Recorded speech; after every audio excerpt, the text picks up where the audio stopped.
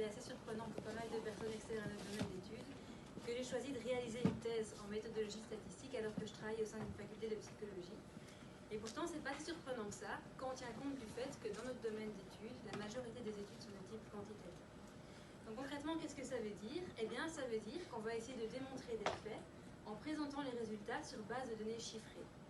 En psychologie sociale et en psychologie clinique, par exemple, on va fréquemment essayer de mesurer des construits psychologiques en utilisant des échelles ou des questionnaires sur base desquels on va pouvoir extraire un score qui est censé refléter le construit psychologique latent. Par exemple, si on veut mesurer la dépression clinique de patients, eh bien, il existe une célèbre échelle qui s'appelle la Beck's Depression Inventory, grâce à laquelle on va pouvoir calculer un score qui sera compris entre 0 et 63, qui sera tel que si la personne obtient un score de 0, ça veut dire qu'elle n'est pas du tout dépressive, et plus le score sera élevé, plus ça traduira un niveau de dépression important. Donc là, c'est jamais qu'un petit exemple de score qu'on peut calculer pour une étude en psychologie, qui devra ensuite être analysée grâce aux statistiques. Et concrètement, qu'est-ce que c'est que les statistiques? Eh bien, c'est l'ensemble des outils qui permettent de récolter, traiter et interpréter un ensemble généralement vaste de données. Donc concrètement, je m'intéresse à une population. Par exemple, disons que je m'intéresse à l'ensemble des personnes qui résident en Wallonie. Et ce que je voudrais, c'est être capable de collecter une information pour l'ensemble de cette population. Par exemple, je pourrais vouloir mesurer le niveau de dépression clinique de toutes les personnes qui vivent en Wallonie. Mais concrètement, en pratique, c'est pas possible parce qu'on n'a pas les ressources temporelles ou financières pour le faire. Et donc, ce qu'on va faire, c'est qu'on va collecter ce qu'on appelle un échantillon, c'est-à-dire une sous-partie de la population. Et c'est uniquement sur cet échantillon qu'on va collecter l'information qui nous intéresse. Une fois qu'on a collecté l'information, on va devoir la traiter, c'est-à-dire trouver un moyen de la résumer pour être capable de fournir soit un petit graphique, soit un indicateur chiffré, qui va nous permettre en un coup d'œil de se faire une idée claire de ce qui se passe au niveau de notre échantillon. Je pourrais par exemple calculer une moyenne et tirer des conclusions du style « Dans mon échantillon, la moyenne est de 28 », ce qui traduit au passage un niveau de dépression modéré. Tout ça, c'est ce qu'on appelle les statistiques descriptives. Pour l'instant, je suis en train de décrire mon échantillon. Mais en réalité, l'échantillon, ce n'est pas vraiment ce qui m'intéresse. Moi, ce qui m'intéresse, c'est la population dont a été extrait mon échantillon. Et donc, je vais devoir encore interpréter cette information dans le but de voir dans quelle mesure ce que j'ai observé dans mon échantillon peut être généralisé à une population plus large. Et tout ça, ça relève des statistiques inférentielles, et c'est là-dessus que je vais focaliser ma présentation d'aujourd'hui. Et plus particulièrement, je vais me focaliser sur une famille de tests qu'on appelle les tests T, ce qui correspond en fait au premier article qu'on a soumis au sein de cette thèse. Les tests T, c'est une famille de tests qui vont permettre de comparer les moyennes de deux groupes. Donc si par exemple, j'ai des raisons de penser qu'il existe des différences significatives entre le niveau moyen de dépression des Wallons et des Flamands, eh bien je vais utiliser un test T pour essayer de voir si je suis capable de valider cette hypothèse. Donc dans la première partie de ma présentation, je vais très brièvement introduire ce que c'est qu'un test d'hypothèse. Donc je vais vraiment le faire de manière très basique. Mon but ici est vraiment juste que vous puissiez avoir les éléments suffisants pour comprendre la suite de l'exposé. Et ensuite, je vais entrer dans le vif du sujet et me focaliser plus spécifiquement sur le test T et sur ce que ma thèse a pu apporter dans ce domaine. Donc grâce à une petite revue de littérature qu'on a fait en 2017, on a mis en évidence le fait que, malgré que les tests T soient en fait une famille de tests, ce qui veut dire qu'il existe plein de tests T différents, eh bien les chercheurs vont pratiquement toujours utiliser le même test qu'on appelle le test T de Student. Donc c'est un test particulier de cette famille.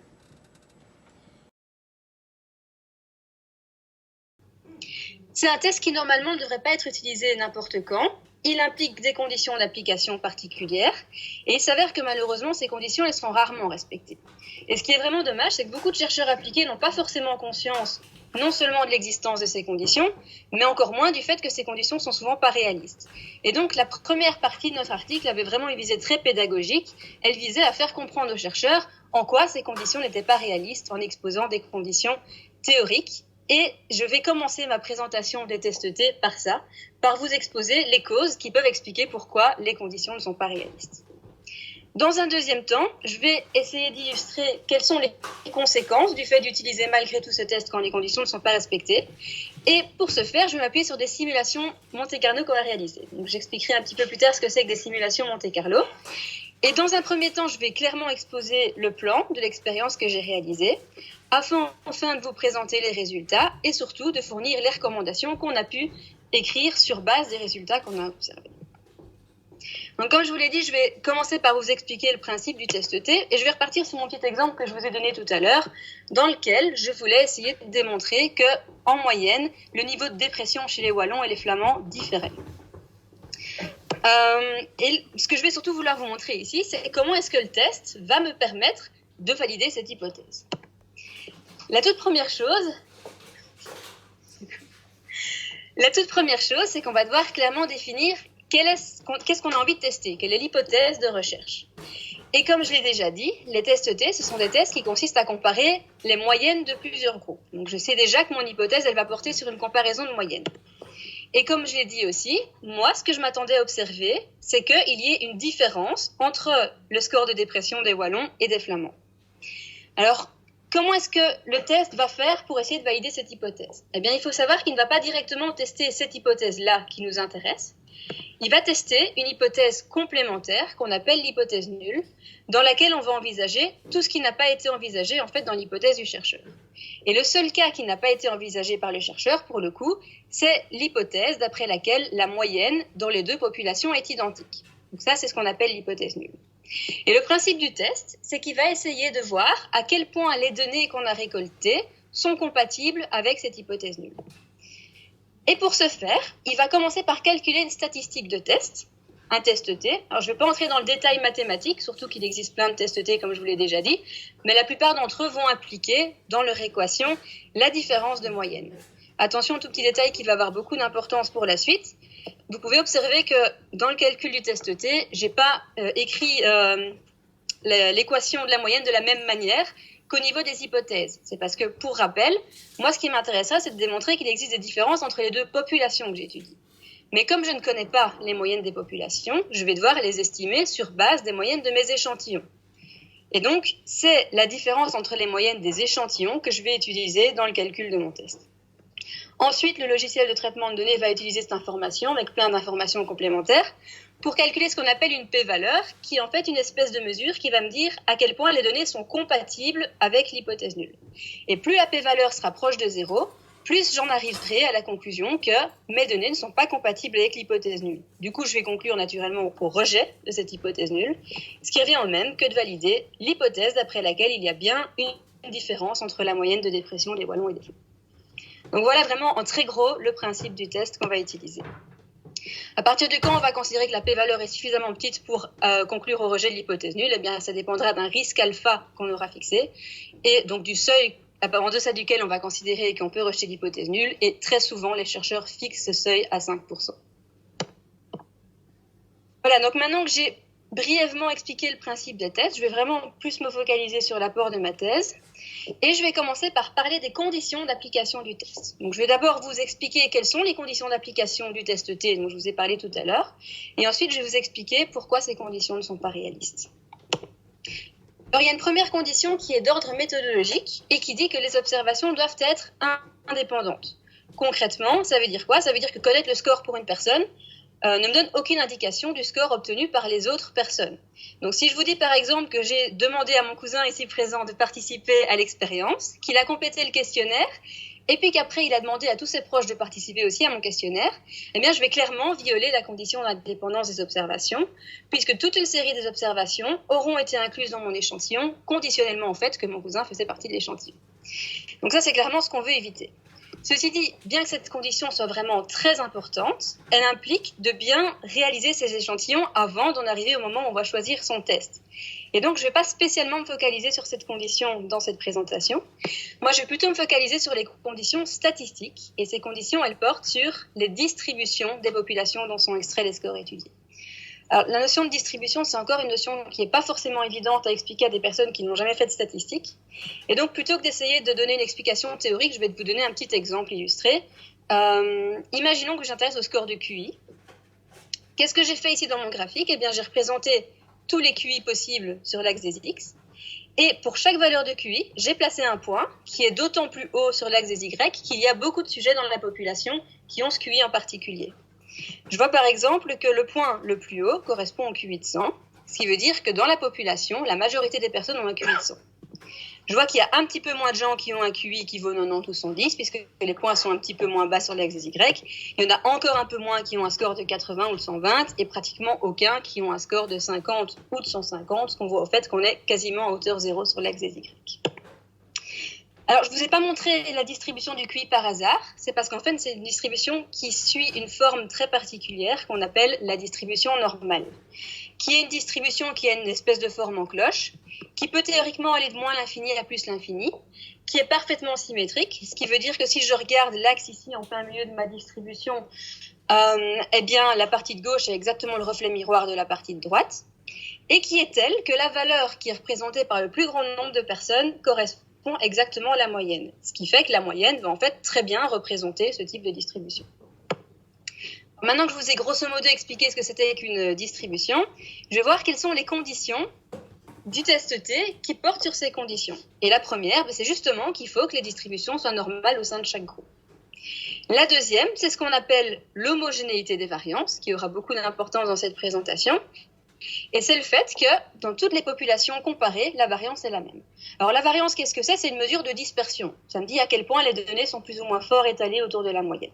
Donc ici, je vous mets un petit exemple. Vous voyez la courbe en rouge, c'est une courbe telle qu'il y a une faible variance, puisqu'on observe que quasiment tous les scores sur cette distribution sont assez proches de la moyenne de 100. Donc on voit que quasiment tout le monde a un score compris entre 80 et 120 dans cet exemple. Alors qu'en comparaison, la courbe en bleu, elle est telle que la dispersion est beaucoup plus forte. Les données sont beaucoup plus étalées autour de la moyenne. Et donc ça, c'est clairement un exemple de cas où la condition d'homogénéité des variances, elle n'est pas respectée, puisqu'on a deux populations qui ont une variance très différente. Alors, le problème, c'est qu'en pratique, comme je vous l'ai déjà dit, ces conditions d'application, elles sont peu réalistes et il y a peu de chances qu'on les observe en réalité. Et il y a toute une série de raisons théoriques qui expliquent pourquoi on a peu de chances d'observer ces distributions en réalité. Et je vais commencer par vous exposer 3 causes qui se rapportent à la condition de normalité. Et la première, c'est l'effet du traitement. Donc, imaginons que j'ai envie de voir si une thérapie particulière est efficace pour améliorer le bien-être de participants. Pour ce faire, je vais comparer 2 échantillons, un échantillon de personnes qui est destiné à suivre la thérapie et un échantillon de personnes qu'on appellera un groupe contrôle qui ne va pas suivre la thérapie en particulier. Et même si je postule qu'il est possible que le bien-être se distribue normalement dans le groupe contrôle, eh bien il y a vraisemblablement peu de chances que ce soit aussi le cas dans le groupe des personnes qui ont suivi la thérapie, parce que simplement tout le monde ne va pas réagir de la même façon à la thérapie. Donc ici je vous montre un exemple où vraisemblablement la thérapie a été très efficace, puisqu'on observe que pour la majorité des personnes, la plupart d'entre elles, le score de bien-être a considérablement augmenté. On voit que quasiment tout le monde a un score supérieur à 30, alors qu'en comparaison, dans le groupe contrôle, il y a quasiment personne qui a un score aussi élevé. Mais même si la thérapie s'avère très efficace pour pas mal de monde, il y a peu de chances qu'elle soit vraiment efficace pour tout le monde. Et donc, je vais vraisemblablement observer certaines personnes qui vont avoir un score beaucoup plus faible de bien-être. C'est ce qu'on observe ici. Il y a quelques rares personnes qui ont un score de bien-être beaucoup plus faible. Et au final, ça me donne une distribution qu'on appelle une distribution qui a une asymétrie négative, ce qui veut dire qu'on observe que les distributions ont tendance à filer vers les valeurs négatives, à s'affaisser un petit peu sur la partie gauche de la distribution. Donc ça, c'est la première cause qui explique pourquoi il y a peu de chances pour que la condition de normalité soit respectée dans tous les groupes. Une deuxième cause, c'est la présence fréquente de sous-populations représentées dans nos échantillons. Donc, imaginons que je suis dans un cas où j'ai collecté mon échantillon et qu'il s'avère que la moitié des personnes dans mon échantillon font partie d'une population de personnes qui sont vraiment très dépressives et suicidaires. Même si je pense que la distribution pourrait être normale dans le groupe des personnes tout venantes, eh bien, ce sera vraisemblablement pas le cas parmi les personnes dépressives, puisque je vais m'attendre à ce que la majorité d'entre elles aient un score de bien-être très faible.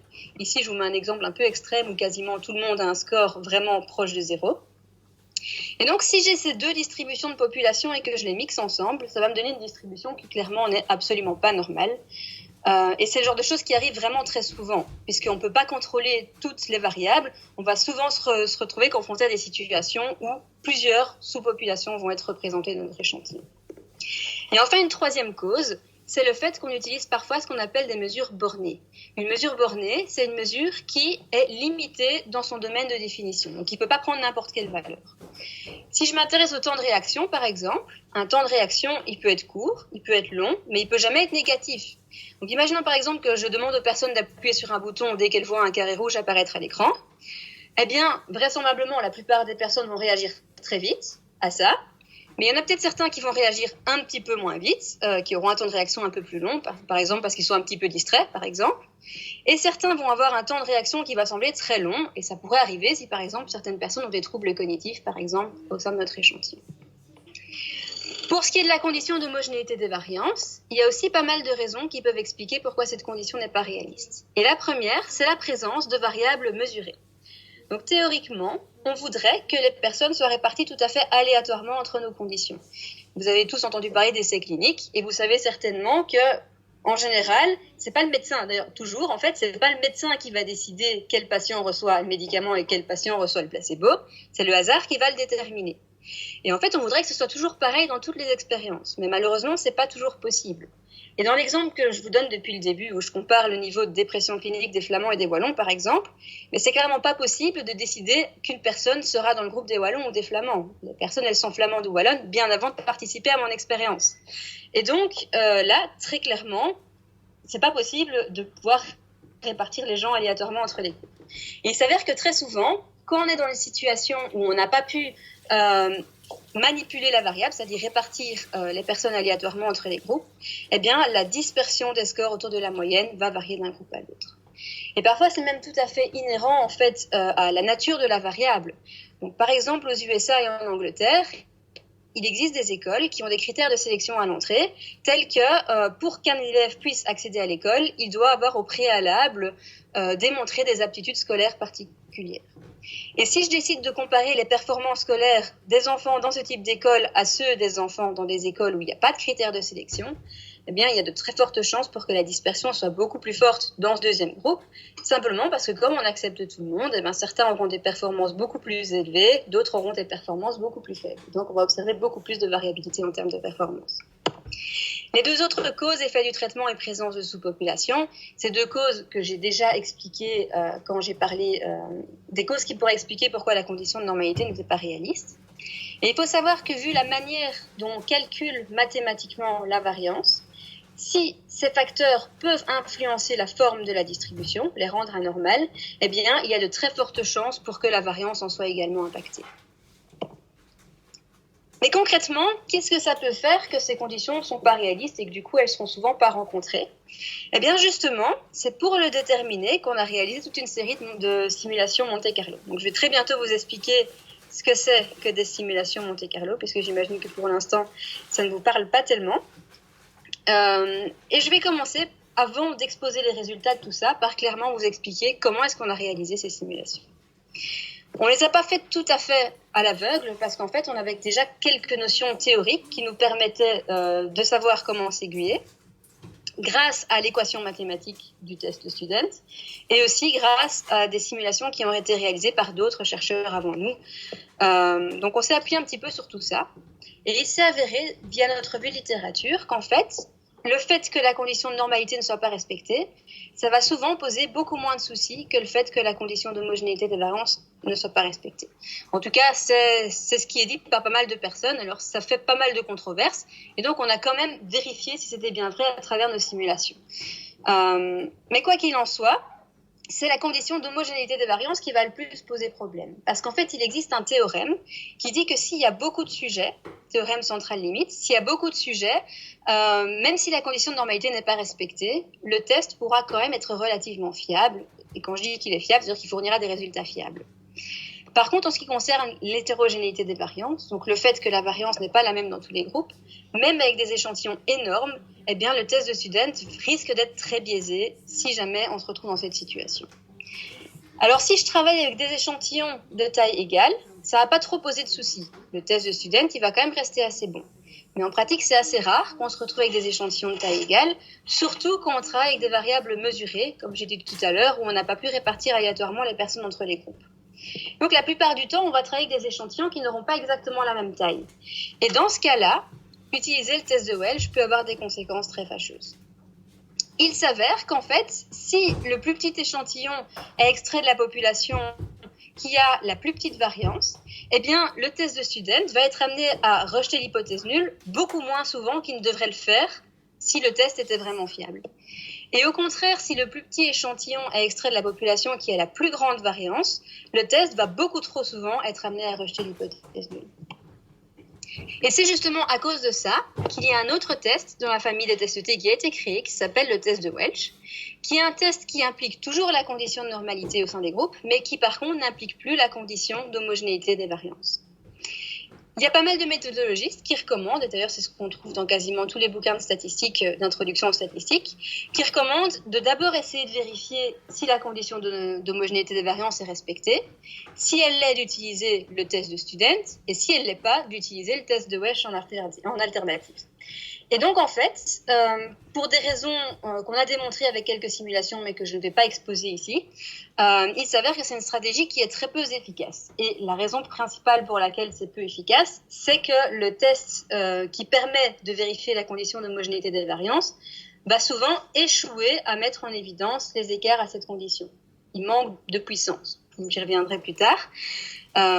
Et donc, souvent, il ne sera pas capable de démontrer que la condition n'est pas respectée, et donc il nous amènera à faire un test qui ne sera pas adéquat. Alors, passons maintenant concrètement aux conditions de mon expérience. J'ai simulé énormément de scénarios, parmi lesquels certains étaient tels que toutes les conditions d'application, tant de normalité que d'homogénéité des variances, étaient respectées. Donc ça, c'était une espèce de baseline qu'on a utilisée pour deux raisons principales. D'abord, pour vérifier si notre méthode de simulation était correcte, c'est-à-dire que dans ce cas-là, on obtient des résultats qui sont conformes aux attentes théoriques. Et aussi, pour essayer de comparer le test de Student et le test de Welch dans cette condition idéale où, en fait, on pourrait réaliser le test de Student puisqu'on sait qu'il serait fiable. On a bien sûr aussi réalisé plein de scénarios différents dans lesquels la condition d'homogénéité des variances était respectée, mais où la normalité n'était pas respectée pour au moins des groupes. D'autres simulations où les deux distributions étaient bien normales, mais avec une différence entre les variances de population. Et enfin, des scénarios où les deux conditions étaient simultanément violées. Et comme je viens d'expliquer il y a quelques minutes qu'on sait théoriquement qu'il y aura un impact du fait que les échantillons soient de même taille ou pas, j'ai aussi voulu prendre en compte dans mes simulations la combinaison taille d'échantillon, taille de variance, ce qui m'amène finalement à envisager, pour plein de formes de distribution différentes, certaines étant normales et d'autres évidemment ne l'étant pas, 5 configurations, parmi lesquelles il y a 2 configurations dans lesquelles la condition d'homogénéité des variances est respectée. Dans la condition A, les échantillons sont de même taille, et dans la condition B, les échantillons sont de taille différente. Et 3 configurations dans lesquelles la condition d'homogénéité des variances n'est pas respectée. Donc, juste pour que vous compreniez mon petit tableau, le sigma en lettres grecques qui apparaît à gauche, c'est comme ça qu'on écrit la variance de la population. Et donc, pour ces 3 conditions où la condition d'homogénéité des variances n'est pas respectée, on distingue les cas où les tailles d'échantillons sont les mêmes dans tous les groupes, au cas où le plus petit échantillon est extrait de la population ayant la plus grande variance, donc dans un cas où il y a une corrélation négative entre les tailles d'échantillons et les variances de population. Et enfin, la condition E, où il y a cette fois une corrélation positive entre les tailles d'échantillons et les tailles de variance, ce qui fait que le plus petit échantillon est extrait de la population qui a la plus petite variance. Alors, depuis tout à l'heure, je vous dis que j'ai fait plein de simulations pour tester la fiabilité des tests. Mais concrètement, ça veut dire quoi tester la fiabilité des tests? Et pour le comprendre, il faut savoir que quand on fait une expérience, on peut commettre 2 types d'erreurs. Donc, à partir du moment où j'ai des échantillons et que j'essaie de tirer une conclusion pour une population plus large, forcément, il y a une incertitude. Je ne peux pas être certaine que mes résultats seront corrects. C'est un petit peu comme quand on fait un sondage en politique. On ne peut jamais être certain que le résultat du sondage sera conforme à ce qui va vraiment se passer au moment des élections. Mais c'est exactement le même principe pour toutes les expériences. Et donc, je pourrais commettre 2 types d'erreurs. Et le premier, c'est ce qu'on appelle l'erreur de type 1. Et ça consiste en fait à croire qu'il y a un effet, alors qu'en fait, il n'y en a pas. Dans le contexte des comparaisons de moyennes, ça reviendrait à penser qu'il existe au niveau des populations une différence entre les moyennes, alors qu'en réalité, il n'y en a pas. Et si je reviens encore une fois à mon exemple où je compare le niveau de dépression des Flamands et des Wallons, eh bien, si le hasard fait que j'ai sélectionné quelques personnes très dépressives parmi les Wallons, Ça va avoir pour effet de tirer artificiellement la moyenne de dépression de ce groupe de wallons vers le haut, et ça pourrait donner l'illusion qu'il existe une différence entre les groupes. Mais en fait, c'est une différence qu'on observe dans les échantillons et qui n'est absolument pas représentative d'une différence que j'observerai au niveau de la population. Et le deuxième risque possible, eh bien, c'est exactement l'inverse. C'est une situation où en fait il existe une vraie différence entre les moyennes de population, mais où je suis amenée à croire qu'il n'y en a pas parce que je ne suis pas capable de mettre cette différence en évidence. Alors, ce risque-là, c'est l'événement complémentaire, c'est lié à quelque chose qu'on appelle la puissance. Juste pour vous expliquer ça en 2 secondes, s'il y a vraiment une différence et que j'ai 10% de chance de ne pas être capable de la mettre en évidence, ça veut aussi dire qu'il y a 90% de chance que je sois capable de la mettre en évidence. Et si je vous dis ça, c'est parce qu'au niveau des résultats des simulations que je vais vous montrer tout à l'heure, je vais vous parler du risque alpha et de la puissance. J'y reviendrai un petit peu plus en détail dans quelques instants. Donc, comment est-ce que je vais pouvoir évaluer le contrôle des tests, la manière dont les tests vont pouvoir contrôler ces 2 risques possibles? Eh bien, comme je vous l'ai dit, il y a des simulations Monte Carlo, et je vais maintenant concrètement vous expliquer ce que c'est que des simulations Monte Carlo. Je vais utiliser un ordinateur pour générer artificiellement des distributions de population. Je vais contrôler la forme, la moyenne et la variance de mes populations. Donc, je pourrais dire au programme, génère-moi une première distribution qui suit une loi normale, qui a une moyenne de 0 et un écart type de 2. Et ensuite, génère-moi une deuxième distribution de population tout aussi normale, de moyenne 0, mais qui a cette fois une variance 4. Je crois que j'ai dit écart type juste avant, je voulais dire variance, c'est lié, bref. Une fois que j'ai généré artificiellement mes populations, ce que je vais faire, c'est que je vais demander au logiciel d'extraire des échantillons de chacune des populations. Et je vais pouvoir contrôler la taille de ces échantillons. Et une fois que j'ai mes 2 échantillons, dans un 3e temps, je vais appliquer le test de Student et le test de Welch, et je vais regarder si le test m'amène à conclure ou pas au rejet de l'hypothèse nulle. Ces 2 dernières étapes, je vais les répéter plusieurs fois, puisque comme je l'ai déjà dit plusieurs fois, il y a toujours une incertitude, et en fonction de l'échantillon que j'aurai récolté, parfois je serai amenée à rejeter l'hypothèse nulle, parfois je serai amenée à prendre la conclusion contraire. Donc revenons encore à mon exemple que je dis depuis tout à l'heure. Et disons que je dise au programme, je m'arrange pour que le programme génère des populations telles que la différence entre les moyennes des 2 populations soit de 10. Je vous rappelle que l'hypothèse nulle, c'était qu'il n'y avait pas de différence entre les 2 moyennes de population. Donc ici, je suis clairement en train de simuler un cas où je devrais, pour bien faire, rejeter l'hypothèse nulle. La bonne décision, ce serait de rejeter l'hypothèse nulle. Disons que j'estime le niveau moyen de dépression des Flamands sur base d'un échantillon de 15 personnes et le niveau moyen de dépression des Wallons sur base d'un échantillon de 12 personnes. Je pourrais réaliser une première fois l'expérience et je vais estimer, grâce à mes échantillons, la différence de moyenne. Alors, puisqu'il y a de l'incertitude, il y a vraiment très peu de chances pour que l'estimation faite au départ de mes échantillons soit exactement égale à la moyenne de la population. Mais je vais espérer qu'elle la représente le mieux possible. Disons que je fasse une première fois l'expérience et que je trouve une différence de moyenne de 15. 15 est une valeur positive qui est assez loin de 0. Donc, vraisemblablement, les tests vont amener à conclure à l'incompatibilité des données avec l'hypothèse nulle et donc amener à rejeter l'hypothèse nulle.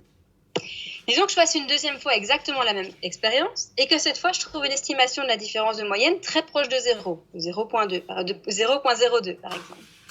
Eh bien, dans ce cas-là, puisque je suis très proche de l'hypothèse nulle, il est fort probable que les tests vont amener à conclure au fait que les données sont tout à fait compatibles avec l'hypothèse nulle et donc qui amènent à ne pas rejeter l'hypothèse nulle. Ce qui, pour le coup, serait une erreur, puisque comme clairement, dans cette situation, il y a une vraie différence de moyenne, la bonne décision, c'est de rejeter l'hypothèse nulle. Donc là, ce que je viens de vous montrer en générant 2 fois des échantillons, eh bien, on a fait la même chose dans nos simulations, sauf que plutôt que de le faire 2 fois, on l'a fait à chaque fois 1 million de fois, pour chaque scénario.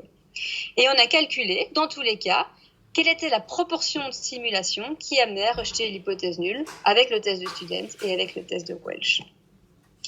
Si je suis dans une situation où je me suis arrangée pour que la vraie différence de moyenne soit non nulle, ce que je vais pouvoir évaluer en calculant la proportion de cas où je rejette l'hypothèse nulle, c'est ce qu'on appelle la puissance du test, sa capacité à voir qu'un effet existe.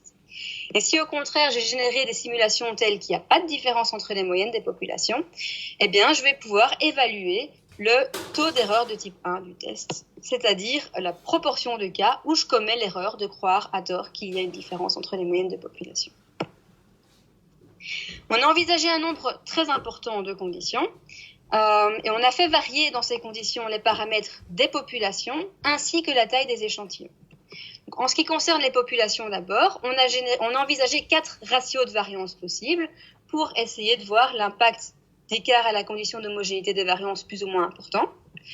On a généré 9 types de distributions différentes. Alors bien sûr, il y a le cas où les distributions sont normales, mais il y a aussi des cas où on s'écarte plus ou moins fort de cette condition de normalité. Et on a généré 2 différences de moyenne possibles. Parfois, la différence de moyenne était de 1, ce qui permet d'évaluer la puissance des tests. Et parfois, la différence de moyenne était nulle, ce qui me permettait d'évaluer le taux d'erreur de type 1. Et en ce qui concerne la taille des échantillons, on a fait varier la taille du premier échantillon, qui pouvait être soit de 10 observations, 20, 30 ou 40 observations, et aussi le ratio entre les tailles des 2 échantillons, de sorte à voir ce qui se passait quand on s'écartait plus ou moins fort de la situation où les échantillons étaient de taille égale. Au final, ça nous a amené à envisager 576 scénarios qui nous ont permis d'évaluer le taux d'erreur de type 1 et aussi 576 scénarios qui nous ont permis d'évaluer la puissance. Alors bien sûr, je ne vais pas vous présenter individuellement les résultats de chacun de ces scénarios, sinon dans une semaine on est encore là. Ce que j'ai fait, c'est que j'ai regroupé mes scénarios en fonction des 5 configurations que je vous ai illustrées tout à l'heure. Et j'ai à chaque fois calculé les résultats moyens. Donc, j'ai calculé, par exemple, pour le test de Student, le taux d'erreur moyen pour tous les scénarios tels qu'il y avait homogénéité des variances et des échantillons de taille égale. Et j'ai fait pareil pour les simulations où il y avait, où je testais la puissance. Alors, je vais enfin pouvoir vous présenter les résultats de mon étude et je vais commencer par le taux d'erreur de type 1. Juste avant, pour que vous compreniez bien les graphiques que je vais vous exposer, je vais vous expliquer avec un petit exemple. Ici, c'est le graphique que j'ai obtenu dans la situation où il y avait homogénéité des variances et des échantillons de taille égale. Et ce que j'ai fait, c'est qu'en fait, sur l'axe des Y, j'ai représenté le taux moyen, donc le taux d'erreur de type 1 moyen.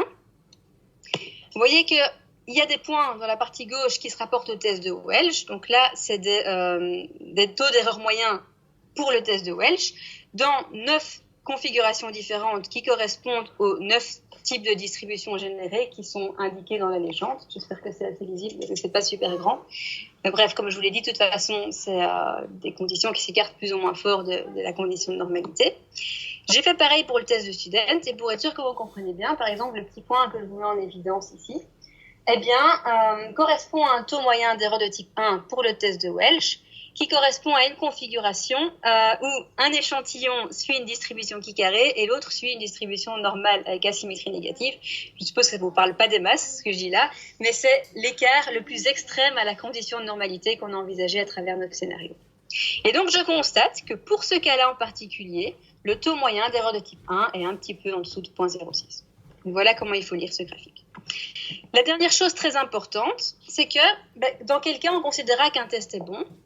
Plus le taux d'erreur de type 1 est proche de ce que j'avais défini tout à l'heure comme étant le risque alpha, c'est-à-dire le seuil qu'on allait comparer à la p-valeur et en deçà duquel on allait rejeter l'hypothèse nulle, et plus je vais être proche du risque alpha, plus le test aura un bon contrôle du taux d'erreur de type 1.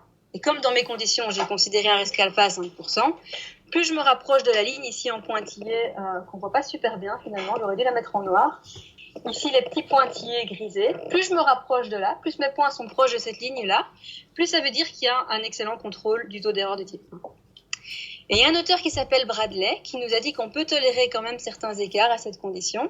Et d'après lui, si le contrôle moyen se situe entre 0,045 et 0,045, le test a toujours un excellent contrôle du taux d'erreur de type 1. Et si ce taux moyen est compris entre 0,025 et 0,075, on dira que le contrôle est toujours acceptable. Par contre, si je me situe, donc ça correspond à la zone en gris clair ici sur mon graphique. Et si par contre je me situe au-delà de cette zone gris clair, eh bien je dirais que le test n'est plus du tout acceptable dans une condition en particulier. Donc maintenant que je vous ai exposé ça, je vais brièvement vous expliquer les résultats de l'étude. Et je vais commencer par les situations où la condition d'homogénéité des variances n'est pas respectée.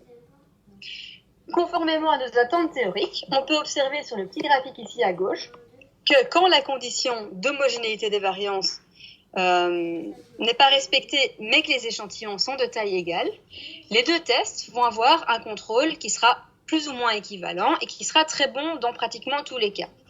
On observe qu'il y a un seul cas où les points sortent de la zone où on considère que le test est très bon. C'est le cas justement dont je parlais tout à l'heure qui correspond à la configuration donc de l'écart le plus extrême à la condition de normalité. Et même dans ce cas-là, même si ce n'est pas aussi bon dans les autres cas, ça reste quand même tout à fait acceptable. Et on observe surtout que comme les points pour les deux tests sont à la même hauteur, ça montre que les deux tests ont un comportement très similaire, un contrôle aussi bon l'un que l'autre. Par contre, quand il y a simultanément hétérogénéité des variances, que la variance est différente dans toutes les populations, et qu'en même temps les tailles des échantillons ne sont pas les mêmes, eh bien que le test de Welch reste tout à fait acceptable, le test de Student, lui, par contre, il ne l'est plus du tout. On observe que quand il y a une corrélation négative entre la taille des échantillons et la variance des populations, le test de Student va amener à rejeter l'hypothèse nulle beaucoup trop souvent. Et au contraire, quand il y a une corrélation positive entre la taille des échantillons et la variance des populations, ce test va amener à rejeter l'hypothèse nulle beaucoup moins souvent qu'il ne le devrait. Donc dans les deux cas, on a un gros problème. Voyons à présent ce qui se passe. Mais du coup, ici, c'est clairement des situations qui nous montrent que quand la condition n'est pas respectée, le test de Student n'est plus bon du tout. Et en fait, c'est vraiment un souci, puisque, comme je l'ai expliqué tout à l'heure, les tests qui nous permettent de voir s'il y a homogénéité des variances ou pas ne sont vraiment pas très bons du tout. Souvent, ils ne vont pas être capables de détecter les écarts. Et donc, c'est vraiment un souci que le test de Student soit aussi mauvais dans ces cas-là. Et donc, ce que je vais faire maintenant, c'est que je vais vous montrer les résultats qu'on a obtenus dans le cas où la condition d'homogénéité des variances était respectée. Et s'il s'avère que le test de Welch est aussi bon que le test de Student dans ce cas-là, ben le problème disparaîtra, parce qu'à ce moment-là, je me retrouvais face à un outil qui est bon dans tous les cas, qui est aussi bon que le test de Student dans le cas pour lequel le test de Student est parfait, et qui est bien meilleur que le test de Student dans les cas où le test de Student n'est pas recommandé. Et il s'avère que justement, eh bien, on peut observer sur ces graphiques que quand la condition d'homogénéité des variances est respectée, les deux tests sont pratiquement aussi bons l'un que l'autre. On voit au fait que toutes les lignes quasiment sont horizontales, donc tous les tests vont avoir un taux moyen d'erreur de type 1 qui sera très similaire. Et c'est vrai tant quand les groupes sont de taille égale que quand les groupes sont de taille différente. Alors si vous avez des bons yeux, vous verrez que pour cette condition B, le test de Welch est un rien moins bon que le test de Student, puisqu'on s'écarte un tout petit peu plus de 5%, mais malgré tout, la différence reste vraiment très minime. Et si je parviens à démontrer que c'est pareil pour la puissance, eh bien là, j'aurais vraiment fait perdre tout intérêt au test de Student, puisque vraiment, j'aurais montré qu'il n'a pas spécialement d'avantage par rapport au test de Welch. Et donc, je vais vous montrer maintenant les résultats que j'ai obtenus pour la puissance, et je vais uniquement vous montrer les résultats que j'ai obtenus dans les cas où la condition d'homogénéité des variances est respectée, parce que pour des raisons mathématiques que je ne vais pas élaborer ici, si je sais que le contrôle du taux d'erreur type 1 est très mauvais pour un test, l'estimation de la puissance sera complètement biaisée. Donc, ça ne sert pas à grand-chose de l'analyser, en fait. Et ce que j'observe ici, donc je vous ai mis des graphiques qui sont assez similaires à ce que j'avais mis pour le contrôle du taux d'erreur de type 1, sauf que cette fois, ce que je représente sur l'axe des Y, c'est plus le taux d'erreur de type 1, mais c'est la puissance. Et pour la puissance, le critère, c'est qu'on va espérer qu'elle soit la plus élevée possible. Plus la puissance est bonne, plus je vais conclure au fait que le test est bon. Et j'observe, sans grande surprise, par rapport à ce que je vous explique depuis le début, que dans le cas où les échantillons ont la même taille, les deux tests ont une performance qui est pratiquement similaire. Il y a des différences qui sont vraiment très très marginales. Et dans le cas où les échantillons sont de taille différente, il y a des petites différences, mais qui sont vraiment très très légèrement en faveur du test de Student. Mais l'avantage du test de Student dans ce cas-là est nettement moindre par rapport à l'avantage du test de Welch quand la condition d'homogénéité des variances n'est pas respectée. Conclusion, puisqu'on a bien vu que, en fait, en réalité, il est très rare que les variances soient les mêmes dans toutes les populations, qu'on sait qu'il est très difficile de détecter les écarts à cette condition, que le test de Student est pratiquement équivalent au test de Welch dans tous les cas où il y a soit homogénéité des variances, soit des échantillons de taille égale, et que par contre il est nettement moins bon que le test de Welch quand il y a hétérogénéité des variances et des échantillons de taille inégale, eh bien on en vient à la conclusion qu'on aurait tout intérêt à ne plus utiliser le test de Student et à privilégier à la place le test de Welch. Alors, au sein de ma thèse, on a également réalisé des simulations similaires dans d'autres situations pour évaluer, par exemple, la qualité de test dans les cas où on comparait plus que de moyenne et aussi dans les cas où on voulait trouver un indicateur ce qu'on appelle une mesure de taille d'effet, qui permet d'appréhender à quel point la différence entre les moyennes de population est grande. Mais faute de temps, j'ai préféré me limiter au test T pour éviter de trop réduire la qualité pédagogique de l'exposé, puisque comme vous l'avez certainement remarqué, ça impliquait déjà pas mal de notions assez compliquées pour des personnes qui n'y connaissent rien en statistique. Donc j'espère que je ne vous ai pas totalement perdu au bout de 5 minutes. Du moins, c'est ce que j'espère. Donc voilà, je voudrais tous vous remercier pour votre présence. I would like to thank Daniel Lekens, came from Netherlands. I think it's particularly good that you're there because you're not fluent in French, and so that means a lot to me. So thanks a lot. Bravo!